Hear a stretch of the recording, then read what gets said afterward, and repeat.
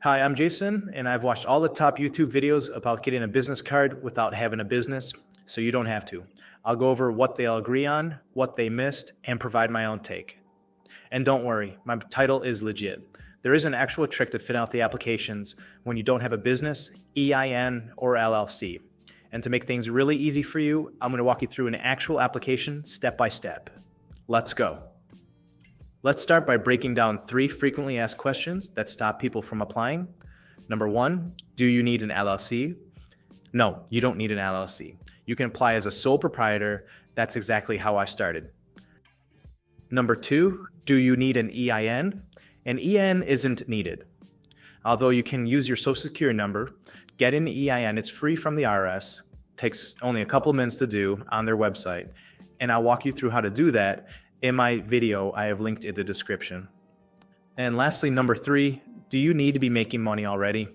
No, not always. Some cards let you apply with $0 in business revenue, while others require you making some money, and I'll get through the details of those later on. You might be thinking to yourself, why would banks give you a credit card if you don't have a registered business and you're not even making any money? The reason why is many people earn money many different ways nowadays. You can be doing Uber, running an Etsy store, or selling digital products. All those things counts. What really matters that your personal credit and your personal spending habits are solid and you have the intention to make income. If your personal credit history isn't the best, I get into other methods of getting these cards as well, so don't fret. Once you get a business credit card, these are the perks you'll enjoy that a personal one just can't do. Business credit cards give you access to funding, higher limits, and protection from using your own personal credit utilization. And keeping your business activities separate from your personal ones is key when it comes to the legal protections LLCs provide. Commingling your funds will make your personal assets vulnerable to a lawsuit and defeating the whole purpose of an LLC. Another perk is business credit cards usually do not show up on your personal credit report. That means you can open up new accounts without hurting your current score, and it stays under Chase's 524 rule. What is Chase's 524 rule, you might be asking? Well, Chase will deny any applications you submit to them if you've opened 5 or more credit cards within 24 months from any bank. Now that we know we can get a business credit card without a business, it's a good time to see what cards consistently get recommended across nearly every YouTube review. The first one up is the Chase Ink Cash. This one is best for people just starting out to build their history. It offers 5% cash back on office supply stores, internet, cable, and phone. Those are all the basic stuff you need to run a business, right? And it gives you up to $25,000 per year in cash back rewards. The next one up, and these are not in particular order, is the Chase Ink Unlimited. This one comes recommended because it's best for its simplicity. You don't have to worry about different categories to track which ones have higher cash backs than other ones. It's just a simple 1.5% cash back, and there's no annual fee. We have 2 cards to go, and the next one up switches over from the Chase Ink family. This is coming from Capital One, and it's their Spark series. This one's best for people who just want cashback simplicity, just like the Chase Ink Unlimited. The Spark Cash offers a 2% cashback on every purchase. No categories worried about. Our last bank is the US Bank Triple Cash. This one's great for newer businesses that want to finance purchases interest-free while still earning rewards. It offers 3% cashback on restaurants, gas, office stores, and cell phones. There is a 0% intro APR for 15 months, and it has no annual fee. Now I'd like to go over a topic most YouTubers don't talk about, and that is low credit scores. If you have low credit, bad credit, just starting out, etc., these are great starter cards if you're still rebuilding or just want to get started. These are also not in any order, but the first one up is a Capital One Spark Classic. It offers 1% cash back and it accepts fair credit.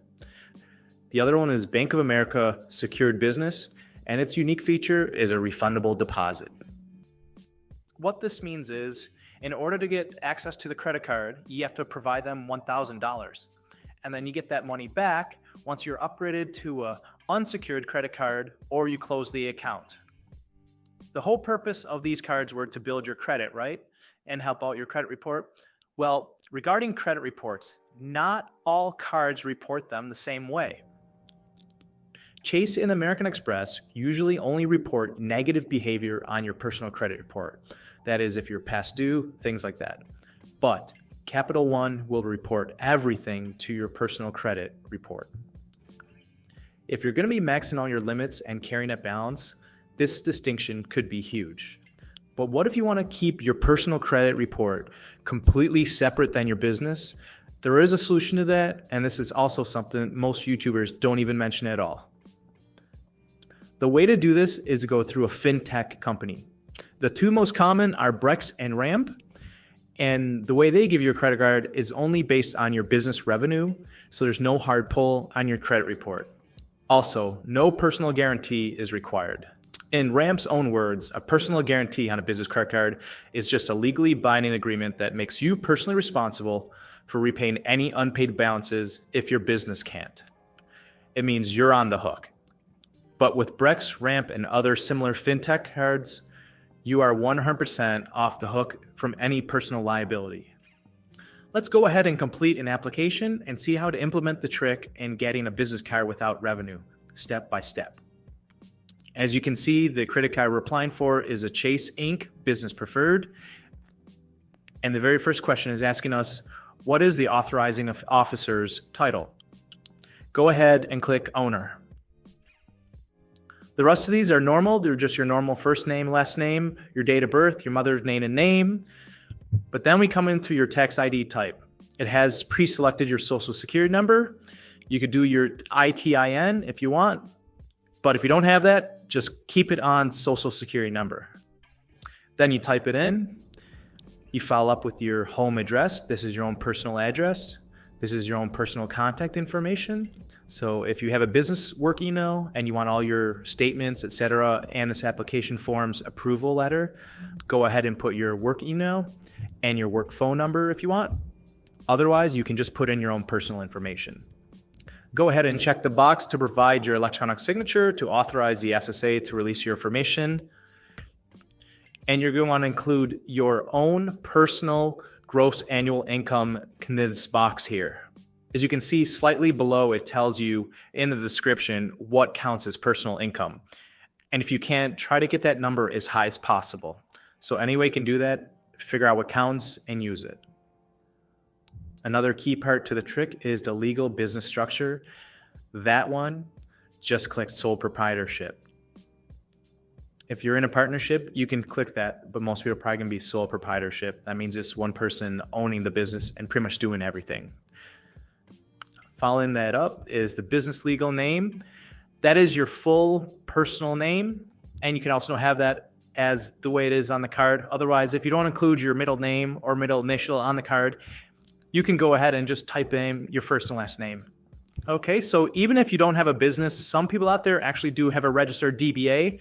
Oftentimes, if you're a trade person, you do this. If you do like plumbing on the side or whatever, if you do have it, press yes there. Pay attention here because when it comes to employees, different credit card companies, you have to put different information. If it's just you, you put a 0 for Chase. If it's just you, you put a 1 for Amex, Capital One, or US Bank. But always read the description below because they'll tell you what number to put if it's just you. Again, it's asking for a business tax ID. You can just leave your social security number. But as I mentioned earlier, I do have a video on how to create an EIN on the IRS's website. It's free, takes about 10 minutes, and it has 0 implications on your tax bill come end of the year. Go ahead and click yes if you don't have a separate business address. However, as I mentioned, I do have a video about virtual addresses and make it more clear. These are basically like P.O. boxes, but they're not at the post office, and you get an actual official street address instead of using the P.O. box number as your address. Same thing for a business phone number, put your personal stuff there, or if you watch one of my videos on how to get a business phone line, you could put the one you got. We're on the last few questions now.